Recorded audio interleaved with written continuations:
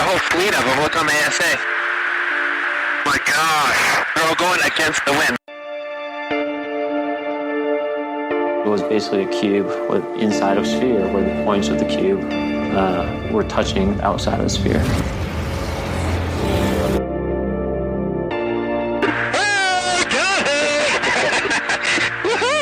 Roger. There's troubleshooting as soon as I hear. So this isn't anything that just is limited to the United States. It's a worldwide phenomenon. That UFO podcast is powered by Zencastr. Zencastr is one of the world's leading platforms for recording and hosting podcasts. Zencastr is a modern web-based solution for high-quality audio and video podcast production. With a full suite of professional tools, Zencastr allows podcasters to quickly and seamlessly record their guests remotely and produce their podcasts in studio quality. Check out the links in the show description to find out more. Hey, this is Bryant Arnold, also known as Dragon from Skinwalker Ranch, and you're listening to That UFO Podcast. Rolling on with part 2 of the listener call-in show. Dan's still with me. We have Harry joining us. Harry, how are we doing? Hello. Yeah, not too bad, thank you. Not too bad at all. Just on my lunch. So awesome, yeah, nice to speak to you all. Yes, and it's Harry from Gamers Watch podcast as well. So make sure you check that one out, people. Part of the Quite the Thing media family. Absolutely is, yeah. So you've got the links in the show description anyway, but I'll make sure. Dan going to make a note on the notes for me, and we'll pop in the Gamers Watch link in the description as well. But Harry, you want to talk about your own experiences, don't you? Yeah, so it wasn't initially what I was going to speak about on this call-in. The initial call-in that I was going to have was going to be sort of my thoughts on linking consciousness with the phenomenon. And we had set the date, we'd set the time, and I sent you a DM saying, I need to change what we're talking about immediately because I had had an experience from time of recording now, it was 3 days ago. And it was, this is my third encounter or experience with what I now call the phenomenon. I used to just say I saw a UFO, but my views and opinions have changed massively, mainly through listening to your show and hearing some of your guests discussing it on a more sort of consciousness-based level. It became apparent to me over the last year or so that whatever is happening is definitely linked with human consciousness. And I've got some thoughts on sort of hallucinogenics and how that can link into consciousness, but that's not directly within the UFO and UAP phenomenon. But essentially, the other day, there was an object that was 20 to 30 foot with no wings, with no propulsion, and with no rotor blades that appeared out of nowhere. It was a bright white light that appeared over our heads and sat and hovered for about 5 seconds. And I sort of spent about 3 or 4 seconds sort of trying to work out what it was. And we were walking the dogs, and my little boy was in his pushchair, and he started moaning and started like making a bit of a fuss. So I had to turn down to him very quickly to sort him out. And while I turned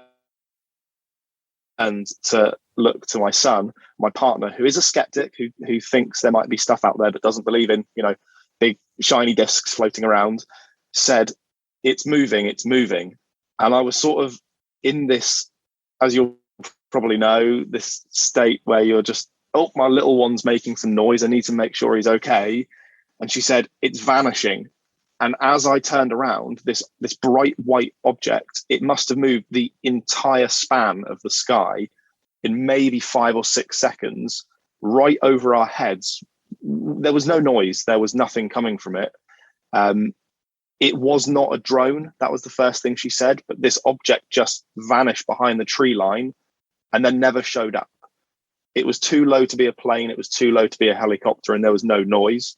The following day, we went back to walk our dogs in the same place. And funnily enough, a helicopter went right over our heads, and we could hear it clearly, and we could see the tail light flashing. I have gone to the length of checking flight planners for the area that we were at.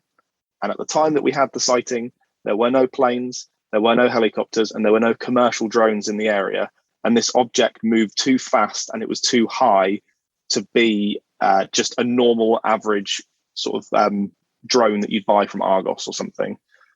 It was unreal. My frustration, and I spoke about this a minute ago, is that I had to turn away for a few seconds.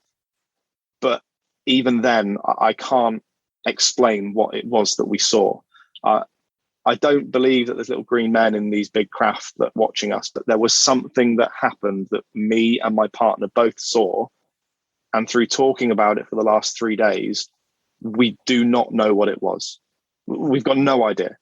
And the reason that I say it links with consciousness is because I was telling her, oh, I'm going to be on that UFO podcast doing the call-in. And as we were discussing that, this light appeared as if from nowhere, directly in front of us over our heads. And I don't think that those two things can be discounted. I've done it in the past. We've all done it, gone into our garden and said, oh, I wish something would show up. And you see a small light or a shooting star. This was me actively discussing the phenomenon and my ideas of, oh, I'm going to be talking about consciousness and how it links together and how there are people that sort of like will these things into existence. And there's the video of the guy in Las Vegas who made the orb appear out of nowhere. And I was talking about these things, and then this object appeared. And it terrified my partner a little bit, and we just didn't know what the hell it was. And we've spent the next 3 days, it's all we've been able to talk about. It's unreal. I cannot believe it, and I saw it. Well, thanks for sharing for a start on these, and I appreciate when anyone comes on to talk about their experiences. Again, it's that frustration of it happens so quickly. You didn't obviously take any pictures or videos of it. No, but I discounted it as a helicopter. If I'm honest, the first couple of seconds I was like, oh, it's just a helicopter overhead. And it was only when I was turned away and she was saying it's vanishing, that I thought, I can't hear anything. And it happened so quickly. Even if I had my phone on me, the picture quality of digital cameras, I would have just taken a picture of a blob in the sky. And I hate when people post pictures on our UFOs of just a random light in the sky. You talk about it all the time. You need more than one point of reference. So okay. I don't believe people. I don't expect people to just believe what I'm saying because I'm saying it. But even if I had taken a picture, it would have just been useless. It would have been worse than useless. It would have just looked like a light in the sky. So that wouldn't have brought anything to it. But it just, for me, cements the fact this phenomenon is linked to consciousness. I was consciously talking about objects that I've seen previously, about lights I've seen in the sky, about an experience I had with a friend of mine where an object appeared out of the ocean. And then this object appeared. And through speaking to another listener of mine who listens to my show, he's had a very similar experience where he saw a Tic Tac about 5-10 years ago. And he, again, it's burnt into his memory, this sighting that he had, where he can remember the exact street he was on, where he was, who he was with. He remembers running down the street to his parents. And I've got that same feeling with this sighting, is that I remember everything from where I was stood to what direction I was facing, to what my son was doing, to where the dogs were. I could tell you everything in that field all at the same time. And it's just seared in my mind what was going on. Harry, just before I bring Dan in, because I think Dan's going to maybe have a question on it as well. You said you were with your partner and she's very skeptical of the subject. And I wish I could say it was just some really good advertising for the podcast, that when you talk about it, something appears above your head. But obviously it was just, I know. Something happened. But what she said in the days since as well, does she still talk about it, or has her interest kind of faded a little bit? She is still talking about it. She doesn't, because we walk the dogs. It's a place in Devon called Team Grace. And Devon is quite well known for UFO sightings anyway, because people go up to Dartmoor and they see objects quite a lot. But we were in this field in a place called Team Grace, and it's where we go every single day to walk the dogs. And every time we go back there, when we get to that same spot, we've been there 4 times since, when we get to the same spot where we see the object, she says, I still don't know what that was. And she's listened to me bang on about Lou Elizondo and Bob Lazar for the last 5 or 6 years. She's heard me talk about ATIP and the UFO Task Force report. And she believes that there's something out there, but she doesn't believe there's something here. So, yeah, she's still very skeptical. She won't outright say like, oh, we saw a UFO. But I said to her, can you identify it? No. what was it doing? It was flying. And was it an object? Yes. She still talks about it with the same sort of curiosity that she had when we first saw it. And yeah, she is still thinking about it, and we are still sort of trying to put the pieces together and figure it out. I think for her, she's just trying to work out what it was that she saw. Cool. Dan wants to come in on this one as well. Yeah, for sure. So first of all, I just wanted to say well done for doing the basics and checking like flight planners and stuff like that. Because a lot of people can fall into the trap of just assuming that something weird they see is definitely Starlink alien, is the worst thing in the world. Right. It's crazy. And like I love stargazing, so I love kind of learning about what's up there. But I appreciate that not everyone does, and some things No, that I mean, look a bit strange I to don't know if people. you can see it, but I've got a tattoo of a telescope on my arm. So I'm into my stargazing. I know what to look for. Cool. I know what to not look for. Yeah, that's great. And I'm glad as well that you know, it was a double witness event with someone who was skeptical, and you guys have each other to help talk through it now, right? And it's great that you're kind of a little bit initiated, so you can talk to her about it. But she's kind of like you were after your first sighting, probably kind of a lot of questions, doesn't really know. Her brain probably feels like it's grasping at something that's just out of reach, you know? But the 100%. The intention thing's interesting to me because it comes in a lot with human initiated contact, right? And I do the same, you know, if I'm thinking I'm going to go out and I want to see something, for about a week before it, I'll think of it and I'll picture the opening of contact in reverse, you know, where the kind of the planet, we zoom out from the planet to kind of say, I'm here, come see me, you know, essentially. Yeah. If that's how it works, you know, I've had results. But I'm curious, are you guys going to go out and try again? 100%. I'll be every single time that we go and walk our dogs in that place at that same time, I will be willing that object back. Funnily enough, I've always been quite skeptical of the sort of remote contacting. I've always I'm a very scientific person in nature, so I like facts and figures. It's why I don't really like browsing on our UFOs and our aliens and high strangeness that much, because a lot of it is anecdotal, which is ironic because that's exactly what I'm doing right now. But I've always been sort of skeptical of a certain individual, say, who came out in September of 2001 and had a big press conference and now is in the desert selling trips to people for thousands of dollars. I've always been a bit skeptical of that side of it. But now, with this experience I had a few days ago, all I can think of is that in my mind, I have been talking about UFOs to myself. I've been talking about the phenomenon to myself and to everybody that sort of I talk with on social media is like, oh, I'm going to be on that UFO podcast. And wouldn't it be great if I had another sighting? And wouldn't it be great if I could talk about this? So in my mind, consciously, not even subconsciously, consciously, I have been thinking about this phenomenon for about a week now. And I can't think of any other reason why this object appeared other than the fact that it was consciously there for me to see it. There are interesting implications, right? Yeah. For, you know, if what we're talking about is true, that you can kind of, you know, essentially summon these things at certain places, certain times, if you kind of give a run up. With the media cycle as it is, kind of, you know, bumping up UFO news, there are lots more people like us out there having experiences like this, and there are a lot more people starting to think about it as well. So, you know, I just wonder, is it going to lead to, you know, maybe a mass sighting or something like that? It's exciting to think about.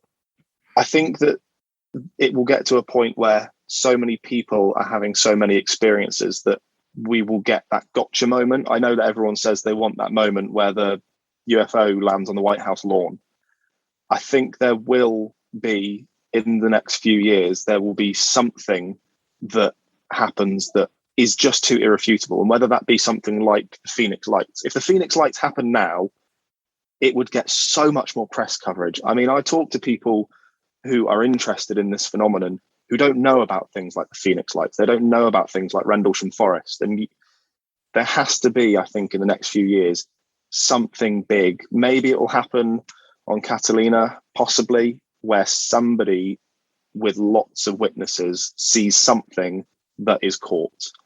This object that I saw the other day, it clearly wanted to be seen. It was bright, blinding white. It was brighter than the sun in the sky. And this wasn't a nighttime experience either. This was daytime, and it still lit the sky up. It was the focal point of the sky. that thing wanted to be seen. Like, I feel like there will be a moment where we see something, mass sighting. Harry, just as we run out of time, I just want to quickly get your final thoughts. So having had this experience as recently as you've had, and it kind of changing or cementing that the consciousness side of things is linked to these experiences as well, how does it change your own interest in the subject going forward, if at all? Is it going to change how you think about it, how you look into it? 100%. Yeah, it's going to open my eyes to people that I normally would have dismissed. It's going to open my eyes to experiences that normally I may not have looked into. And it's going to make me, I would still say that I'm a skeptic, because I don't just believe everything on demand. If somebody shows me a picture on Reddit, it doesn't mean that it's real, but it will, for me, open up avenues of interest that previously I might not have looked at, definitely. And I won't be so quick as to dismiss the story of somebody who said, I want something to appear, and it did. So it's only good for me, to be honest. Awesome. Harry from Gamers Watch podcast. Make sure if you're into your gaming, you check that one out, folks. But Harry, thanks for sharing your experience, mate. It's been good talking to you. Thank you very much, guys. Thank you to Harry from Gamers Watch. Some excellent conversation there. And we're now live with Joe from Ohio. How are you today, Joe? Oh, pretty good. I appreciate you guys doing this. This is I'm a fan of your show. I'll be honest, a little bit newer to it. I've only started watching and listening back in March of this year, but big fan of the show. Appreciate you guys doing something like this. Cool. Thank you. That's kind of you to say. We're also here with Andy, by the way. So that compliment goes to you too, Andy. Thanks. Yeah. I'm a big fan of the show as well. So thanks, Joe. Yeah, cheers. So what did you want to talk about today, Joe? Well, I plan to bring up a couple of things that have been on my mind of late, which it seems kind of uncanny with the recent news. But something that I've always wondered ever since this started to gain traction from 2017 was how other nations that have experienced this, since this is a global phenomenon, UAPs, how other nations haven't been, forthcoming with the information as well. Because it's almost like, from the old-fashioned stance of prisoner's dilemma, like I wondered if that maybe took into play here with why other nations haven't been forthcoming with their information. And I get that there's, geopolitical impacts to it. And maybe there was a race for trying to understand the tech to gain an advantage so that those tech come into play. But I've always wondered, essentially, why is the U.S. the first to talk about this? And if this has, been going on for as long as it seems to have been going on, how other nations haven't been more forthcoming with the information? You would think at least one of them would be, and I know France has been somewhat more forthcoming than other nations in terms of their cases and scientific inquiry into them. But that's something that's been really interesting to me, and I feel free to leave this open for you guys to comment or respond now. But yeah, no, it's a good question, Joe, and it's funny. I was speaking to one of my work colleagues this morning who has a passing interest in the subject, and she is she's really interested in UFOs, but doesn't know a lot about it. And she's listened to the podcast recently, and it goes way over her head, some of the stuff we're discussing, because we're talking about so much more than other aliens coming from other planets. And she asked me the question earlier, why is it just the United States that seem to talk about this? And I said, you know what? I don't think it is, but I just think we hear more noise from the US, it being a much bigger country, having the population it does. It's the kind of the head of the Western world, like whether people like that or not, it is. It's the kind of hub. It's had Hollywood as a huge, industrial complex, or for whatever you want to call it, for years, and Hollywood has driven a lot of the conversation through movies and TV shows. So I think again, it's just that centralized place for it. The US military is the highest spending on the planet, so that would make sense. It has the best equipment, it has the best sensors, and it's probably the first that we really heard discuss it openly. I mean, I mentioned to her that famous headline in Roswell was the US Army confirmed they'd captured a flying saucer, and then they very quickly retracted their statement because they realised, we shouldn't have said that, it was a weather balloon. And that was again very telling. So they've kind of always been at the front of this, and I suppose some of the other bigger nations, if you're talking China, Russia, and others, have always been a little bit more private in anything they do, whereas the US as a nation is a bit more brash and confident or cocky in some ways, that the US doesn't mind coming out and being the forefront and showing off its latest technology, or, you know, it's the home of the brave, land of the free speech, you know, the American dream. So if any country was going to lead that conversation, for me, it just makes sense. It's the US. And I get why a lot of other countries maybe stay quieter on it. Dan, do you want to share any thoughts on that? Yeah, it makes me think of, you know, a few times, I forget who said it now, Tom, Lou, you know, that group, they've spoken about the fact there are heroes we don't really know about. And I wonder if those people are the ones, you know, doing the diplomatic stuff between the countries and doing the things that we, you know, don't get to hear about. If there are materials exchanged, or, you know, crash recoveries that maybe the UK had that America needs to help with. You know, there's a lot of people, you know, a chain of people that news goes through that can go very wrong. So there could be, you know, there could well be some international cooperation in places already. We saw the Japanese task force and program get set up off the bat of, I forget the official's name, but an American official visited, and then all that news came out.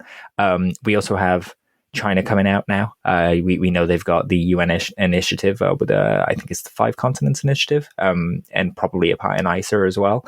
But it's interesting kind of mixing, because in one corner of the news, you know, when you're kind of hearing about potential wars and, you know, adversaries and stuff, it's the US versus China, the US versus Russia, you know, the West versus the East almost.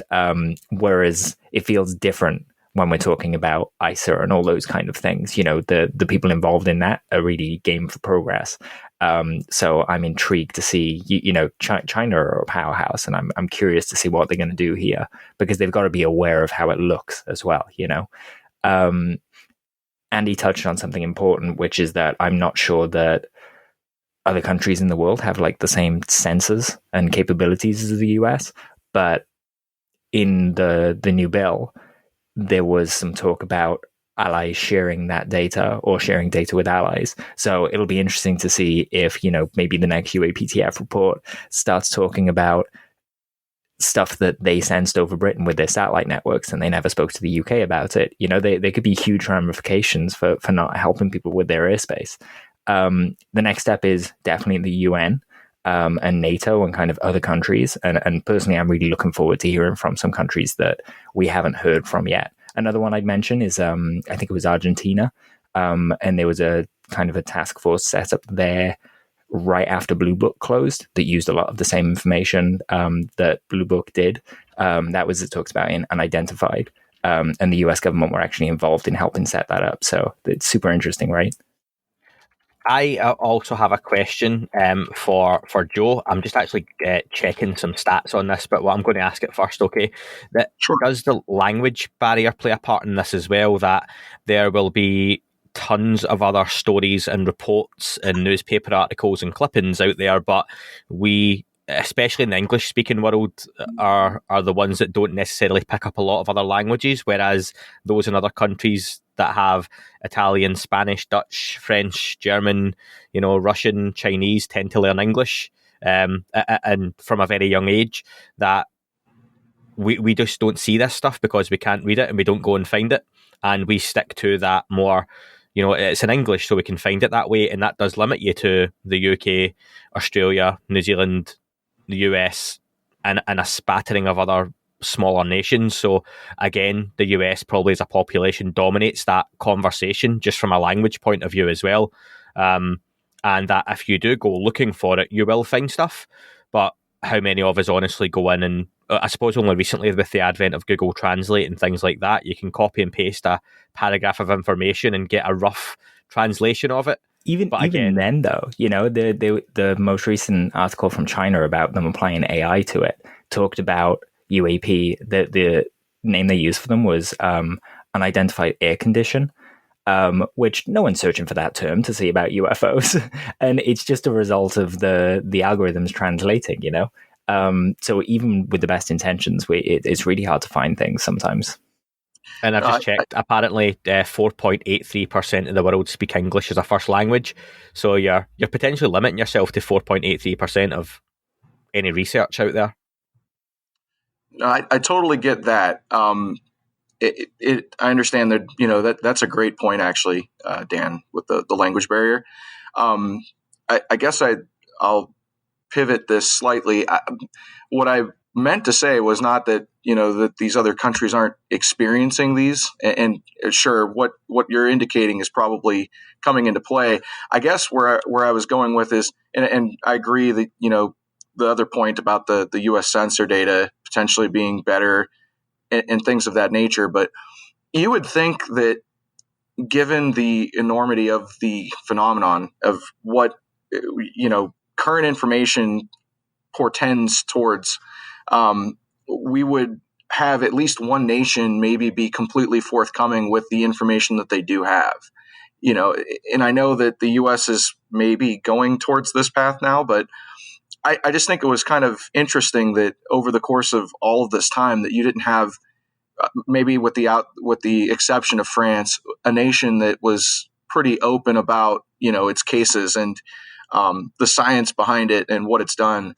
And I only say that because, growing up, I'm an engineer, an electrical engineer, and growing up, I always was interested in science, and I read, UFO books when I was growing up in middle school and high school a little bit. But ultimately, until 2017 happened, I kind of, thought maybe possibly, but I needed some hard science. And, that's what reignited me, was seeing some of the actual data and listening to the cases that we have lots of,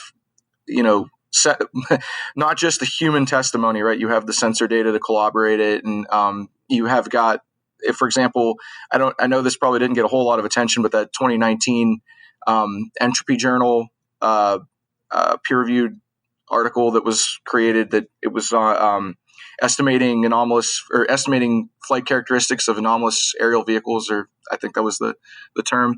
But they got into the data on the Nimitz incident and seeing the kinematic setup and the probability density function, which I'm not going to get too deep into, but from my background, that was pretty powerful to see.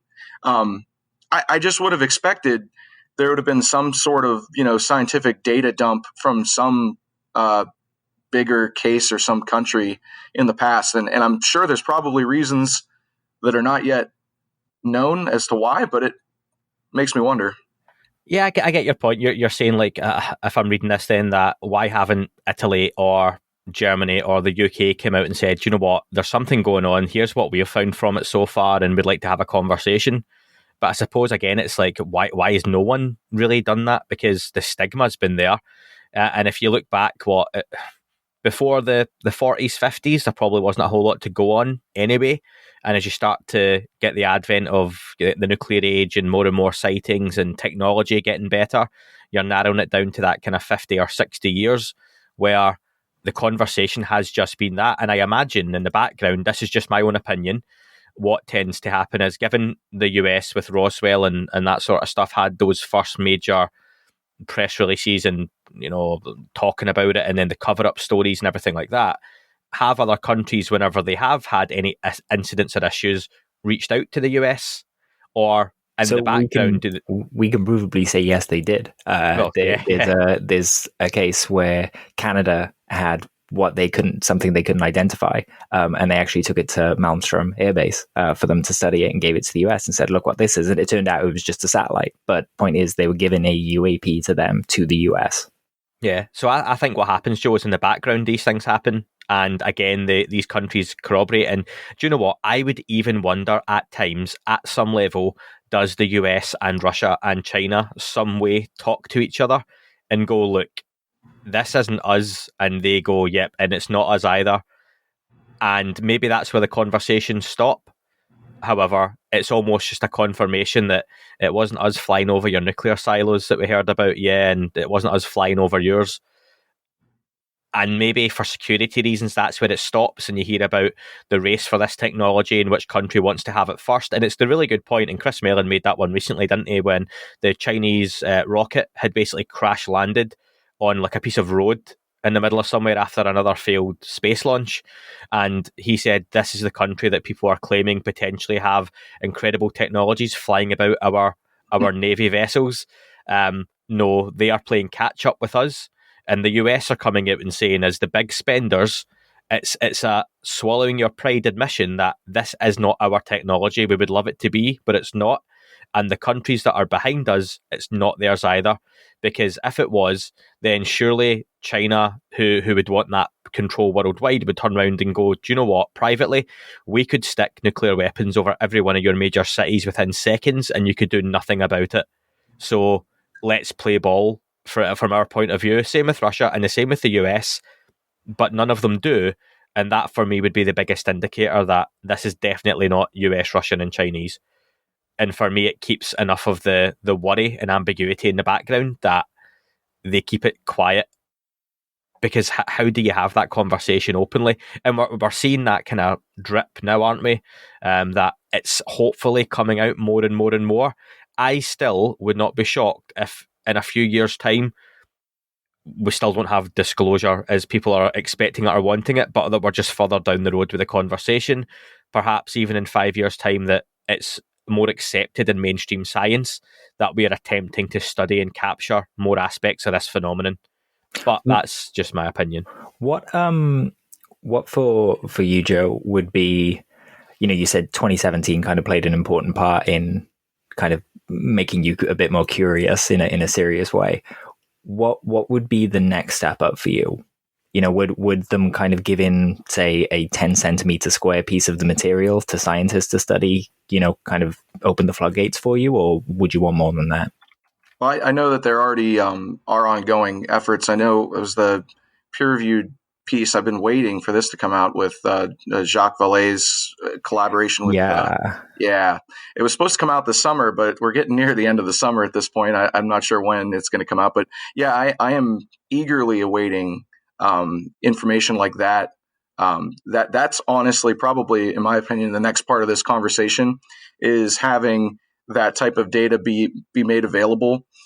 Something I'd like to see, but I know is probably less likely to happen, is information that no longer needs to be classified. For example, maybe information or material intelligence, whatever you want to use, sensor data that's a lot older, maybe systems the U.S. doesn't even use anymore.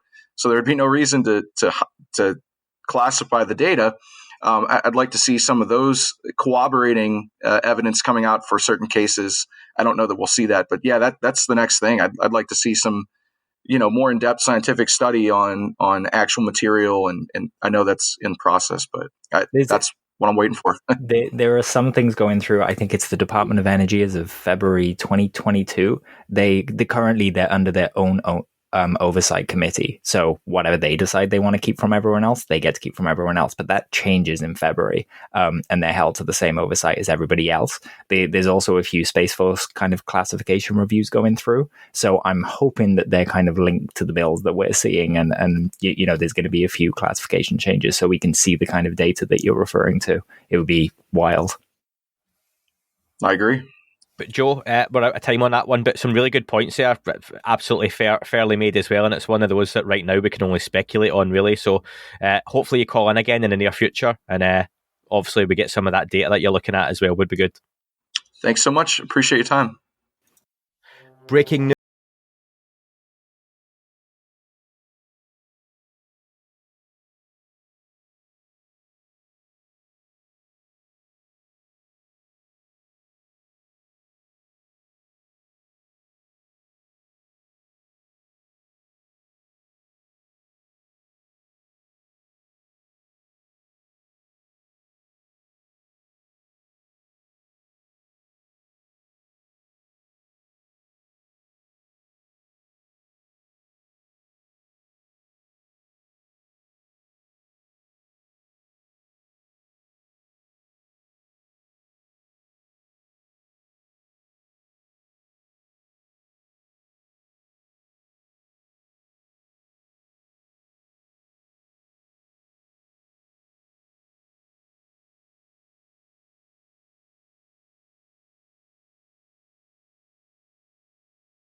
From Joe in Ohio, we go to Joe in London. Joe, welcome to the podcast. How are you doing? Very good, thank you. Thank you for having me on, Andy and Dan. It's great to be on. I've been listening to the show almost a year now, and really looking forward to it every time you post a new podcast. And I'm on the Discord channel as well, which is really good. Thank you. That's kind of you to say. Yeah, the Discord's a fun community to be a part of as well. Again, if you're on the Apple Premium or Patreon, you get access to the Discord, which is a fun place to chat. So yeah, thanks for doing that, Joe. Joe, you want to talk about a couple of different topics, one being channelers and people who channel different entities and beings, and then we're going to look at CE5 events as well. So yeah, go for it. The floor is yours. Yeah, sure. So when I first started looking into I was looking on YouTube and listening to a lot of various channelers that have various videos. One called Magenta Pixie, and the one's Laurie Ladd and Phil Good. And then recently, I've been just read a book by Elena Danan, who has a book called Alien Races, and she channels someone called Thoran, who gave her a lot of information about the various alien races out there. Talking about a thing called the Seekar Empire, which apparently is largely responsible for a lot of the shadow government and the dark things happening. I just wanted to get your thoughts on that, and whether you had sort of been looking into that at all, because I don't hear a lot about sort of channelers on here, and I wondered if they'd got sort of credibility amongst the kind of UFO community as much.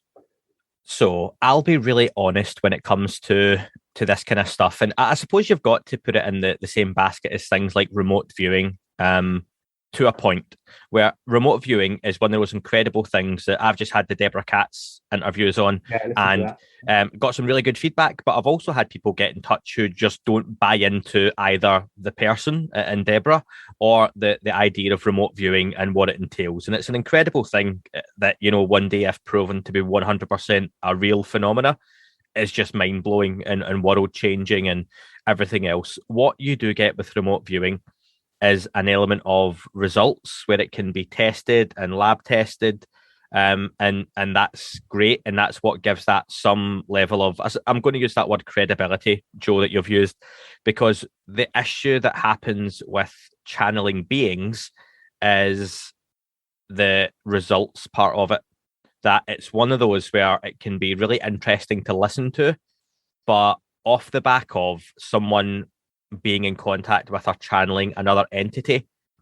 there's very little, if any, proof or evidence that, one, they actually are, or if they are, off the back of that, anything that you can tangibly prove it's really happening because this happened, or there was this prediction made, or even just, again, the Anjali topic at the minute is quite pertinent online, where she's claiming that she actually has, she's seen these beings in a mountain in the Mojave Desert. And I suppose we're going to find out sooner than later whether that's true or not, because she says she's going there with a team. Mm-hmm. Yeah. You could go tomorrow and that would put an end to it with a camera. And we'll see what happens with that particular story. For me, I've got to put it in the case of, I've talked before about hearing people who have time traveled or jumped to Mars and spent time on Mars or remote viewed other planets. Until there's something we can prove, it's got to be one of those I find interesting to listen to, but I've got reservations on a lot of it. But I can see why people do find it interesting. I don't know about Dan. What about yourself on the idea of channeling? I try and watch some channelers because I find it's one of the more challenging aspects of the subject, right? And I think that people should challenge themselves. We were talking yesterday, Andy, about the idea of stuff like downloads and channeling as kind of inspiration and creativity coming through to different degrees. And I find it curious for that reason. Those people kind of getting ideas that are much more intense than us, so they just feel like they're coming from that different place and they interpret it in that way. I don't know. I think it's really interesting. And as someone that kind of, partakes in the whole CE5 thing and remote viewing, it's something that, I dig further and further into. And I've said to certain people in the past that sometimes when a good example is the Foo Fighters image I did with Olaf for Graham's book. It's that parts of that just came through whole. And it was like, where's this idea come from? Is this what people refer to when they talk about downloads, and it just appears in your head? So it's something I'm interested in. I don't really have any hard answers. I think this is kind of the bleeding edge of what we're getting at, isn't it? But is that the group you spoke about, the CE5 group, UK based, obviously? Is that like, do they have a Discord or a Twitter or anything like that for people to join if they want to kind of start partaking in something actionable? So I've last year I used the app that Stephen Greer put out for CE5, which allowed me to sort of network with some local people, and I got in touch with a couple of people who were near to me in Southeast London, and I sort of said, "Do you want to meet up?" And one of them was quite enthusiastic about it, and ended up creating a Facebook group. And just through various contacts, he's managed to grow it. I think it's 1,600 people on there now. Which is from a year, and he's seeing more and more people come in, and I'm one of the admins, so I get to see how quickly it's sort of growing. So on the side on the CE5 side of things, I'm seeing it grow a lot. I'm also involved in quite a few events. So I've been to a couple of events in the local area. I'm going to one this weekend in Kent, and I went to one in Avebury not long ago, and these events where you have maybe 10, 15 people and they all get together and they sort of try and initiate contact. And we have seen some crazy stuff. And, and Avebury, for people that are watching, that's like Stonehenge, right? Well, it's on the same sort of Michael's line of that goes through that, but it's a bit further north. Yeah, sure. Yeah. And we've got some interesting stories, but there's no kind of, I guess, central place to put it and sort of to have that information available to be part of the sort of the disclosure, because I believe that disclosure is going to happen from the ground up, not from the top down. Because I just think they're all playing games at the top, or they're not allowed to really, say what they probably want to say. So I just wondered if you knew much about the CE5 stuff. And we almost need like a miniaturized version of SkyHub for CE5ers to take with them and just set up next to them so they can start gathering hard data when they're interacting. But there's certainly, we've seen with Skinwalker, there's definitely an aspect of, if the computer's recording, then the phenomena knows and it'll break the camera. You kind of have to allow for these weird idiosyncrasies in collecting data. I don't know how we solve it, but I think we're getting to a place where the right people are asking those questions, like Javi Loeb kind of making his sensor set, and Lou talking about these simple sensors that we can use, whatever that is. We could be on the cusp of a revolution here. Joe, can I ask? I definitely see it happening. A lot more people are more open to the idea and don't ridicule you when when I talk to people who aren't involved in CE5 and I mention it. They don't sort of say, oh, that's a load of nonsense. They might be interested, but some of them aren't, and that's fine. But some of them are and want to know more. And the idea of discussing or trying to make contact with other beings out there doesn't get you into trouble. So that's a great sign for seeing.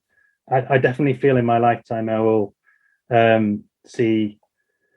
Full disclosure. I think I'll be able to talk to anyone on the street about it if I wanted, and just know that we're in contact with these beings, whether they're interdimensional or on other planets, whatever it is. Joe, whether it's channeling or CE5 or anything else, like I've talked online about that video that's been doing the rounds again from Reddit of I don't know if you've seen the saucer basically beside the wing of the F-18, apparently, of what it is. I may have done, it's in the Discord. A few videos like that. Some of them seem quite fake, but I think there's one recently, isn't it? Yeah. So and that's my point. Okay, you've said it seems quite fake, and it does, but no one knows what real looks like. What we see in the Navy videos is something at quite a distance, or it's an image of a heat signature or lack of a heat signature, and that's what we have as authentic at the moment.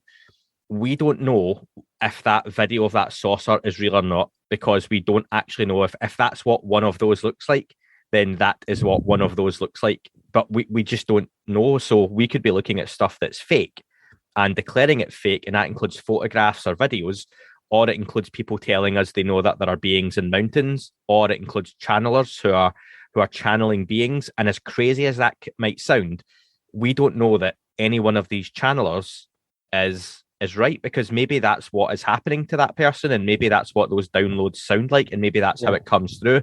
So it's really hard to say one way or another, and it would be hypocritical for me to say all channelers are talking nonsense. One, because I don't know, but two, because I can't look at different UFO footage and declare something's real or fake when I've never actually seen what does 100% genuine, real flying saucer, for example, look like.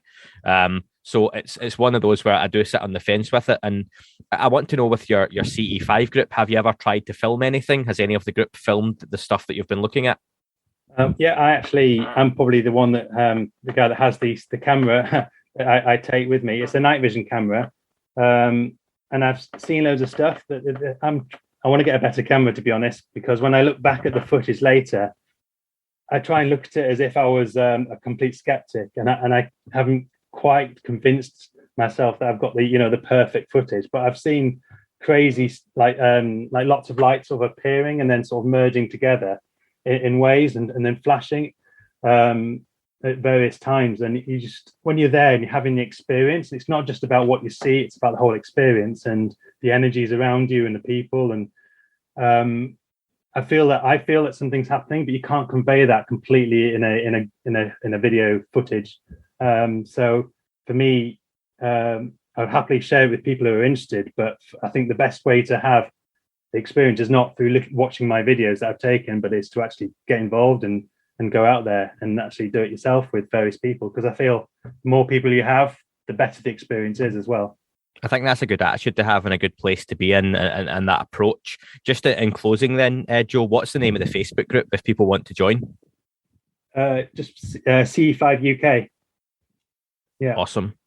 We'll put the links for that in the show description as well. So if anyone wants to join, especially if you're in the UK as well and can get along to one of these, then that would be awesome to get along with Joe in the group. Yeah, brilliant. Joe, listen, really good call. Appreciate that. That's just the end of the time, but it's been really good speaking with you, and thanks for the points. Thank you very much.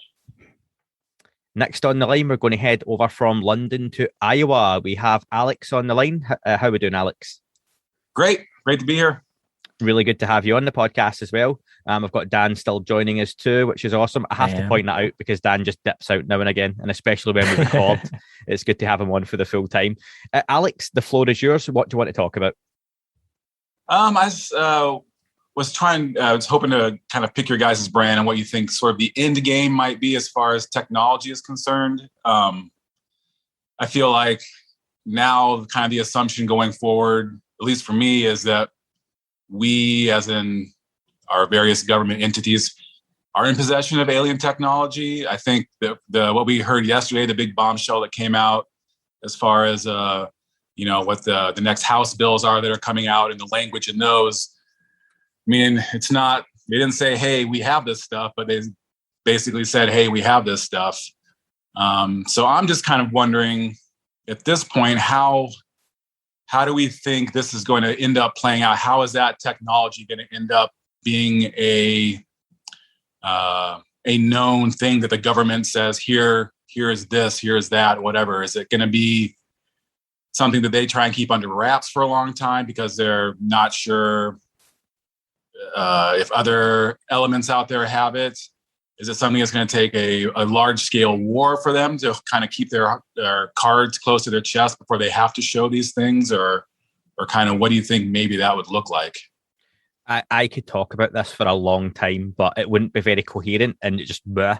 So I've got a lot of thoughts on this. And Dan, we talked about it on one of the what ifs recently as well. Like, there's so many different components to the technology side of things that you've got the weaponization aspect of it, which I'm sure any worldwide military would love to have a tic-tac. And we, on one of the earlier calls, we spoke to one of the listeners, and just the idea that this is potentially American, Russian, or Chinese is ludicrous, because if it was one of those superpowers, and it wouldn't be anyone else, let's be honest, then they have the upper hand on their counterparts. Because if you are China and you have a tic-tac, let alone a fleet of them, you can fly a nuclear weapon over any American state or Russian state within seconds, and no one could do anything about it.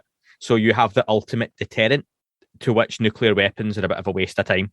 So it just, for me, seems crazy that it would be any of those. So you've got the weaponization aspect of it, and I think that's what any of them would like.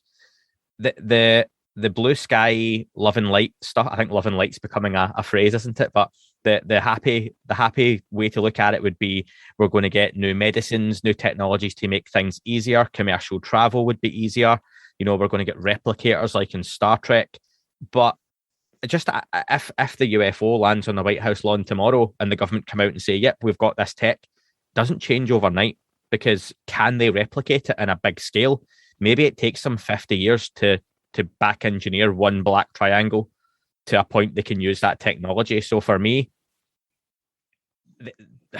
the big focus has to be weaponry. Not from my point of view, I'm not making weapons, but I think any government looking at this technology and going after it, it's for that kind of, now you've used the word endgame, and I just think Avengers Endgame, and it's just unfortunately that kind of weaponizing aspect of it. Like, can you win a war? Whoever gets the tech, the race for the tech has the power and the control, unfortunately, for everyone else. Dan, what about yourself? Yeah, I mean, you covered a lot there. I think there's a bit of a finding mission ahead of us. And when I say us, I'm kind of saying the royal us. I'm not going to be going through the archives. The people that are qualified are going to be doing that. That might happen through public hearings. That might happen through the DOD-IG investigation. We were talking about this earlier, in fact. And we were saying that the government will have, if this stuff has gone into private industry, the government may have paperwork that goes so far and alludes to something outside of government. And we should be able to find that at the very least to kind of start, prying it out of the hands of these private industry. I was going to say individuals, but groups it would be by now. In terms of where the technology is going to take us, pretty much instant travel is accessible. There's a consciousness aspect to this that I find really fascinating. Are we gonna, when this stuff comes out and we can kind of manipulate electromagnetic waves in ways we couldn't do before, are we even gonna need stuff like Neuralink implanted into our heads? It kind of changes our trajectory of where we think we're gonna go. And technological revolutions are usually like that. You get futurists who predict 100 years in the future, and they're often wrong because something just comes from left field, and this would be one of those things. But it leads to, and Andy touched on it, spying essentially, and you almost need to have a way of controlling this technology before letting it out. And I wonder if we're getting to that point. Lou Elizondo recently said a great analogy, one of many that he has, about a silverback gorilla in a cage fiddling with a key in a lock, and the key's kind of getting closer to that lock and kind of, unlocking what's behind the door, and what's that silverback going to do once he gets out of the cage. And it made me think, well, there are zookeepers in this analogy watching that silverback play with the lock.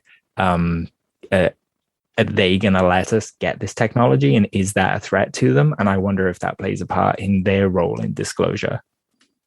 What do you think, Alex? What's your thoughts? Yeah, I guess I've thought more about this lately, just in the last few weeks, with some of the things I've read and things that have come out, where now, instead of thinking of this as in undisclosure terms, as far as, are these things real? What does that mean to humanity? I'm thinking of this more as almost like a Cold War arms race is kind of what maybe something that's pushing a lot of this, as far as really is about the technology, who has it, who can utilize it. Because it really is sort of a whoever can get this, get control of it, whatever that is. Again, it probably will be something that comes out of left field. It's sort of a game over for the adversaries of that country or entity or whatever. So I'm thinking of this more along the lines of, kind of a secret arms race. Yeah, I can't disagree with that. But I would hope that if the time comes that one of these countries, and again, this is me kind of wishful thinking, but they must talk in the background, and that's something I mentioned earlier. Well, on the surface, Russia, China, and the US all hate each other. You imagine there's some kind of shadowy talks go on, and they must be looking at each other going, this isn't ours, it's not yours, and it's not yours. This is something that, down the line we might have to kind of work together on a little bit. And no doubt they're typical human nature. They're all trying to get it themselves first. But what does that actually mean when they get it? Can they use it? And then how would they use it? Because then if they've got something else, if there's other entities, and if it's increasingly likely that something else shares the same physical or non-physical space as us, they, like, if they are the gatekeepers, like Dan said, however you want to use that analogy, then what do they do when they give the kids the toys? Once the kids have got the matches, and did they let us play with them? Did they let to see what we do? Because you would imagine they saw us using nuclear weapons in the 1940s and didn't like what we done. And I imagine that's why they've kept a close eye on us since. Yeah, I'd have to agree with that. That's kind of the cap on that is we got in possession of this from someone. Chances are we're in contact with them somehow, using very vague terms, but will they let us play with the toys we end up getting our hands on? That's the final kind of domino, I suppose. And when you look at like nuclear atomic energy and all that kind of stuff, it's got some incredible uses. I remember reading, like, you could basically turn your mobile phone into a very, very small nuclear reactor and have a battery that never died. You never had to be charged, and it was kind of ever ending. But you can't trust people to not buy a batch of them and blow them up, unfortunately. Right. I remember when the PlayStation 2 came out, and there was rumors Saddam Hussein had bought thousands of them to make some supercomputer in Iraq. And it's just, if this is like PlayStations and mobile phones, like Dan said, if you the idea that once we get this technology, we can, Alex, we could have this conversation face to face. Dan and I could come over and visit you in a couple of minutes' time. But you can't trust people, given what we've just had the anniversary of a few days ago. You can't trust people to not misuse technology like that. So it's just there's the blue sky big picture thinking, but I think you've got to always bring it back to, as a human race, where we are realistically with all the BS going on in the world, and how we can't just do simple things and work together and live harmoniously and all that kind of stuff. This is going to take a long time, a lot of time, and I still see the drip continuing, because I dread to think what would happen tomorrow if the aliens landed on the White House lawn. Yeah. Dan, any final thoughts? No, I mean, you guys pretty much covered it really, really nicely. Cool. Alex, anything else before you wrap up? I think I think that's it. You guys do a great job. Appreciate it. Thanks, man. Alex, really appreciate it, and make sure you call in again next time, okay? Definitely will. Thanks, guys. Thank you to Alex from Iowa. We're now live with Tim from San Francisco. How you doing, Tim? I'm doing great, guys. Thanks for having me on again, Andy and Dan. First time meeting you. Great to see you. Yeah, it's lovely to meet you. It's always nice to kind of see the listeners, and we all know there are humans out there in the world, but it's nice to put a face to the the social media profile, so to speak. Absolutely. You guys are in my head, in my headphones often throughout the week. So I've heard your voice a lot, and I see you on Twitter. So likewise. Cool. What would you like to talk about today? Where to start? There is so much going on right now. The last day, I think yesterday morning, when I woke up to Max Motzowitz's post with Lou, that just about broke my brain. That was pretty incredible to hear about the forthcoming law. But I think where I want to start with you guys is I want to start back to listener questions with Lou. I'm gonna do this in 3 parts with you. This is going to be a gratitude sandwich, because I want to start with saying thank you, Andy, for asking Lou my question. Incredibly meaningful to me that you did that. For those of you listening, I asked about what's the current leading hypothesis supported by the facts in relation to the phenomenon, and his answer was incredible. I really loved that Lou covered the fact that, number one, there are many different hypotheses, that there's split camp within the Pentagon. People aren't subscribing necessarily to one or the other at this point. And that he really needed to leave open room for more data as he gets more data. So he can't assert any kind of leading hypothesis at this time, which I kind of figured he would say that, but he really strung it out there about, extraterrestrial and interdimensional. His comment on time was incredible. And he said that before, I believe, on your podcast, Andy. And so I was just floored. And like I said, I'm just super grateful that you guys were able to ask him. No, thanks. I think I actually almost interrupted the great man himself when he started mentioning the analogy again. And I was like, we've only got 40 minutes and I don't want to waste it with a couple of minutes of him repeating it. But he went off on a tangent quite quick. But yeah, no, I was happy with his answer. But it sounds like we're getting that sandwich where we've got some meat in the middle that's going to be not so complimentary. That's what I want to get to. Not so complimentary. Okay, great. Well, following on to that, let's talk about the newly slated laws that might be put forward.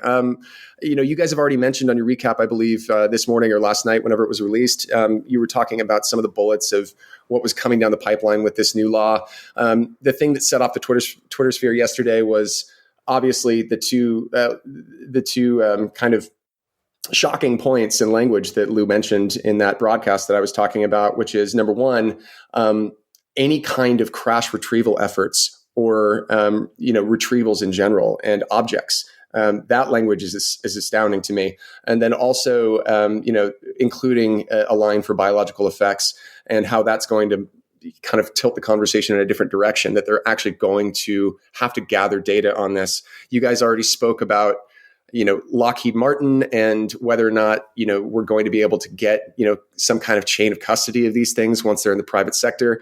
Who knows how that's going to play out? I'm just, I'm shocked that this language is even, in any part of legislation. I never thought I lived through this time. I mean, what are your guys' other thoughts on those two things? Did you see the, a few hours back? And it's going to make the listener call-in sound jarring now because a bunch of time passed in between the last chunk we did. And in that bunch of time, the debrief released a kind of breakdown of the NDAA. And in it, Tim McMillan states that they've been extremely active behind the scenes for the past year and a half, 2 years, but they just haven't publicly been talking about it. So I was really excited to hear that because it just makes me think, well, who else in government is taking it this seriously and has this much insight into it that they're asking, directly for this stuff that they it sounds like they very, very heavily suspect that they have crash retrieval stuff. Otherwise, they wouldn't ask that specific question. Same with biological effects. So yeah, it's great. It's nice to see that people are versed in it, and that there could be a lot more helpers in the shadows than people trying to pull the wool over our eyes. Absolutely. And, for me, Dan, that also lends to some of Lou's other words where, he's waiting for somebody to come, quote unquote, pick up the torch for him. He's saying that there are people on the inside that are more well-versed, that are more maybe well-equipped to take on the lead of this. And so hopefully those folks are the same people that are, lending their expertise to legislation like this.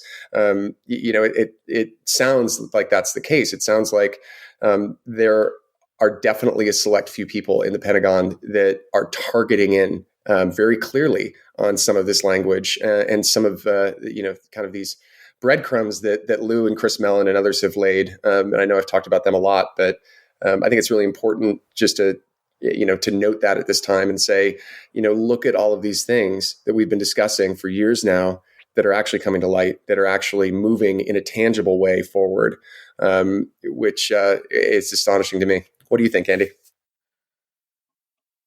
I am still, yet the language is amazing, especially after all of the furore that happened when we thought we were going to get a crash retrieval programs article in the New York Times, and it never quite came out as people hoped due to things at the time, and now we're getting it in official government legislation. A lot can still change in those bills. The language will change before they get potentially passed as well. I still just don't see that any crashed materials or craft, especially intact, would be with any kind of government body still, and they would be well hidden away, like I said on the update earlier on, in the bowels of Lockheed, Bass, whatever these things may be, Department of Energy, in the bowels of that, and hidden in so much red tape. It's not even red tape anymore. The tape dispensers ran out. So yeah, I just find it incredible that there's, and obviously Lou and Chris and the guys that have been successful in getting this put through, because these bills and laws, these bills haven't just been put through overnight. This is stuff that's been in the background for some time, for months, probably a long, long time, maybe over a year, who knows. But they've used the language they've used for a reason, and it's a success just to get that language in there.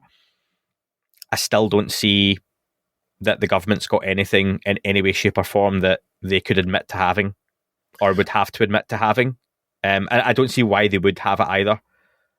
Yeah, that's a fair point. I also tend to interpret this, laws that are drafted like this or language that's drafted in such a way where it kind of begs the question. It's like any time that Chris Mellon puts out a statement on his blog and he's asking specific questions from specific parts of our government and or of certain parts of industry and or of certain people. Every time Mr. Mellon releases something like that, I read it as he probably already has a good idea of the answers to these questions. So I feel like if him and Lou and or these other folks who are still in the shadows who are crafting this language, they're begging the question. They know something. They know a channel to go through. They know the potentiality of something, that something might exist in a tangible way that we can go after, that they can go after if they posit the language in the right way. So I hope that that's where we're going with this. Like I said, you guys mentioned this earlier too, that it's not law yet. This is just a draft. This is not final language, but it gives me a lot of hope. I likened my reaction yesterday to Lou's words about that specific language to reading, the comment from Eric Davis in the July 23rd, 2020 article in the New York Times, where he referenced crash retrieval programs and that the Senate was briefed on that. That was incredible to me. And I know that some people have played that down and that he's since denied that comment or whatnot, but it was still important to me that was put in a New York Times article. This gave me the same reaction, so I'm hopeful overall, and it's going to be a really interesting few months. And with that, I can't wait to hear you talk to Ross Coulthart about some of these developments and see what his insight is into it. There's some serious players now, and I'm going to wrap this up by giving you the gratitude sandwich that I said that I would.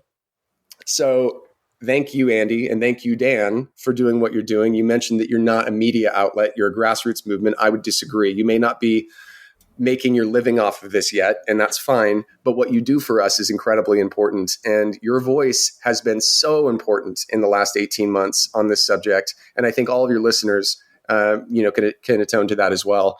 For me personally, I've just been thrilled to be involved in the conversation, and you've let me do that here. So thank you. Thank you very much. Thank you. Yeah.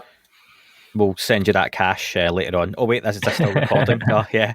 No, thank you, Tim. I appreciate that. And I genuinely mean, these are the kind of fun shows. And we've not even mentioned yet, but the YouTube live we done last night, that was a test.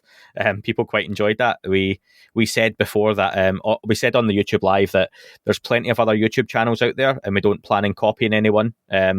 The YouTube's an outlet we've got some ideas for. It's been there for quite a while. Unidentified Celebrity Review, Project Unity, Ryan Sprague, Christina Gomez all have their YouTube channels, and I think they consider themselves YouTube channels before podcasts, and we are still very much a podcast. But there's a couple of things we want to do on the YouTube, especially to get listeners involved like yourself as well, where we can use that medium that we can't necessarily do as well as we would like on audio. So people can keep an eye out on that for getting involved, and it's always good to have the listeners doing that too, for that kind of instant reaction and stuff. But that and the listener call-ins are the most kind of fun stuff we do, so it's appreciated. Well, I look forward to seeing more, and if you're doing it on YouTube, everybody can see you turn red when people thank you. So that's why I sit in the dark. To see more. Yeah. Cheers, Tim. Thank you very much, man. Pleasure speaking. Nice to meet you, Dan. Thanks, Andy, as always. Appreciate it, guys. That is all for this week's show. Thank you very much for listening. Please remember to leave the podcast a review on your chosen platform. You can like, retweet and subscribe. That would all be very much appreciated. The shows are being uploaded onto YouTube as we speak more and more.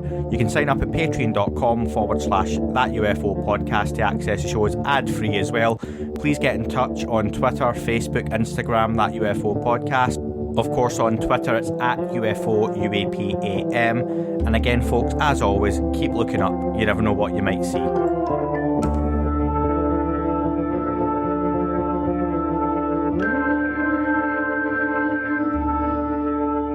It wasn't a tic-tac and not quite a saucer, more like a hubcap designed by Chaucer, a little Baroque and quite steampunk, like Alice was playing bass for the Parliament of Folk. The little fucker hovered right outside of my window, and when I shoved out the screen, he made it an issue. I don't think he expected me to see his ass, but I'd had some champagne and smoked a little around.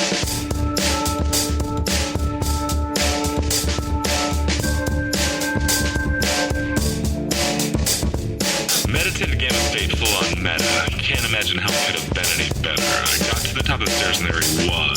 Like, you awake? I was about to abduct you, cuz.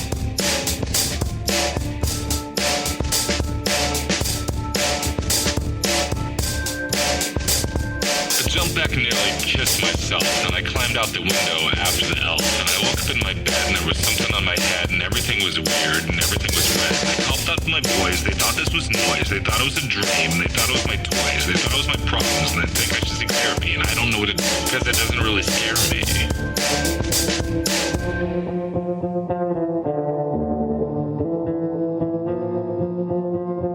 If you really want to know who I think I be, I think it's you and me and us and we and him and her and that and she and that thing over there and what's that, Jake?